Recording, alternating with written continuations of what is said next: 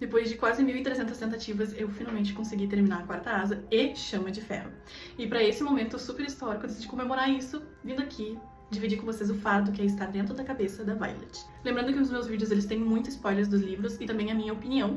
E fiquem à vontade pra trazer a opinião de vocês, tá? Não é porque eu odiei ou não odiei, quem sabe, que vocês também tem que odiar, tá? É só a minha opinião. Eu vou começar contando mais ou menos como é que é a história de Quarta Asa para as pessoas que não conhecem e que gostam de fantasia, que talvez queiram ler algo diferente.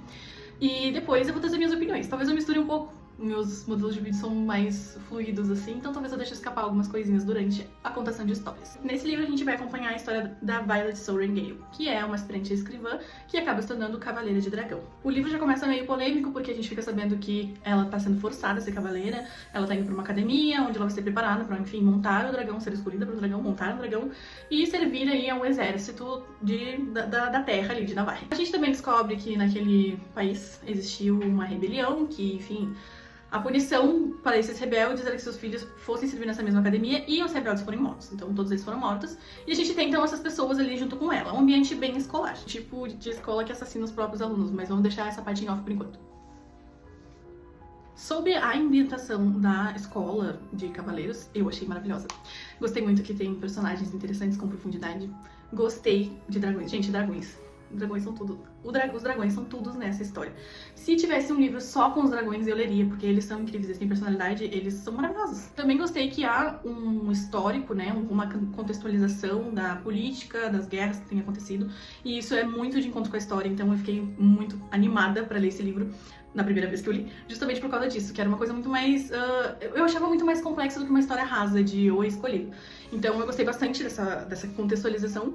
E gostei dos dragões, gostei da forma como os poderes funcionam, achei bem criativo. No primeiro livro, a história da Violet é sobre ela superando os seus desafios. A Violet, a autora, né, de Quarta Asa, já falou sobre a questão da Violet no livro, que aparece muito, a questão da fragilidade dos ossos e juntas, enfim, dela, que ela vive se remendando. Então eu achei isso muito legal, nunca tinha visto uma protagonista que tivesse essa condição, então eu achei bem legal acompanhar isso, principalmente.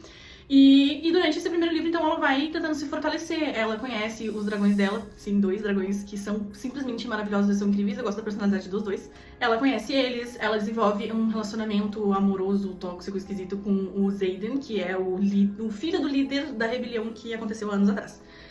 Ela se relaciona com ele, enfim, tem ligação mental. Isso daí me lembra muito Acotar, mas tudo bem. E ele tem um lance com as sombras lá, que o sinete dele é das sombras. Então é meio que isso, assim, meio uma Acotar, parece pra mim essa parte. A parte do relacionamento amoroso, pra mim, é uma desgraça de ler, eu tenho muita dificuldade. Mas eu ainda estou focando nas partes boas, então eu vou continuar falando das partes boas. A personagem em si, ela tem, então, esse histórico, né, de basicamente estudar pra ser escrivã. Ela tem um pai que foi escrivã, a mãe dela é general. Mas ela tem esse histórico, então, de nerdzona, digamos assim, então ela sabe muita coisa, e isso ajuda muito ela, por mais que nessa academia, né, de cavaleiros, ela fica sendo sempre chamada de fraca, enfim, mas ela é muito forte por causa do que ela tem aqui. Então ela é muito esperta, e isso pra mim é muito legal. Eu adoro quando abordam essa temática, quando o conhecimento é mais importante que a força. E ela é muito inteligente. E isso sempre vai se conectando na história. Então, como ela leu muitos livros, enfim, ela tem conhecimentos, assim, partes muito específicas do livro que a gente pensa, nossa, o Dr. Roteiro, mas não. Ela tem esse histórico e ela demonstra isso durante todos os 2 livros, pelo menos, né? Eu não li o terceiro. E isso é uma construção de personagem muito boa, ela mostra isso pra nós. Ela não só fala, como ela mostra pra nós. Isso é muito legal. Falando sobre as partes ruins. Eu sei que tem muita gente que é muito fã, que ama muito o relacionamento dela com o Xaden, mas, gente, eu não consigo. Estar na cabeça da Violet é uma tortura. Eu não aguento, ela é muito irritante. Independente se é uma situação de vida ou morte, independente se tem uma pessoa morrendo do lado, ou se ela tá se sentindo mal, se sentindo em perigo, ela sempre tem que ressaltar o quanto o Xaden é gostoso, como os músculos dele, não sei o que, ai meu Deus. E talvez eu esteja sendo chata, talvez sim, mas isso eu não esperava um comportamento desse de uma jovem de 21 anos de idade, né? Entre o livro 1 e o 2 ela faz 21 anos. E pra mim não faz muito sentido, talvez, sei lá, eu talvez tenha uma noção distorcida das coisas, mas a forma como ela pensa incessantemente nisso me irrita muito. E isso foi necessariamente o que acabou com a minha experiência em todas as vezes que eu tentei ler. Toda vez sem mentira, eram uns parágrafos gigantescos, tipo 20 páginas falando do menino. Ficou essa coisa assim meio rançosa, porque eu queria saber o que estava acontecendo na história e ao mesmo tempo tinha aquelas descrições no meio. Às vezes era no meio de uma cena muito importante, uma negociação política, um interrogatório, alguma coisa assim, e ela tava ali pensando do quanto ele era gostoso. E tudo bem ela achar ele gostoso, só que ao mesmo tempo que a autora dosou perfeitamente a inteligência dela, mostrando em pequenos detalhes sutis ela não precisava ter feito isso com o relacionamento deles. E assim, se tirasse todas essas descrições e pensamentos dela, ou grande parte pelo menos, o livro não ia ter nem 300 páginas, porque é isso, entende? É uma descrição atrás da outra e acaba ficando enjoativo. Então isso me pegou muito, e isso fez eu desistir várias vezes. Por mais que os dragões roubassem o meu coração, eu não consegui. Necessariamente nessa parte me pegou muito. Também, agora é a hora da polêmica, o relacionamento dela com o Liam. Eu entendo muito que o relacionamento deles no primeiro e no segundo livro, ela é muito bonita. São poucas cenas, não são muitas cenas, mas são cenas específicas que mostram que eles se gostam, eles são amigos, a amizade é verdadeira.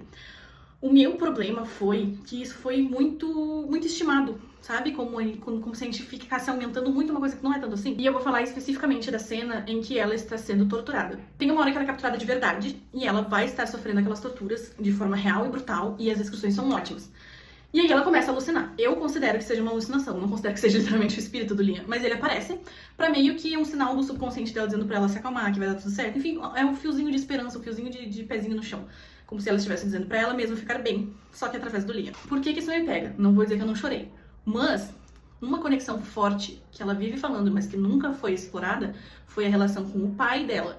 O pai dela que ensinou tudo pra ela, que lia histórias pra ela, que, enfim, tentou entregar grãozinhos da verdade pra ela. Ele não é usado nessa parte, isso pra mim foi o maior absurdo do mundo. Porque imagina, um escrivão, com todas as informações que ele tem, não estar ali com a filha dele, sabe? Bota o espírito do pai dela, bota ele um pouquinho pra aparecer pra nós.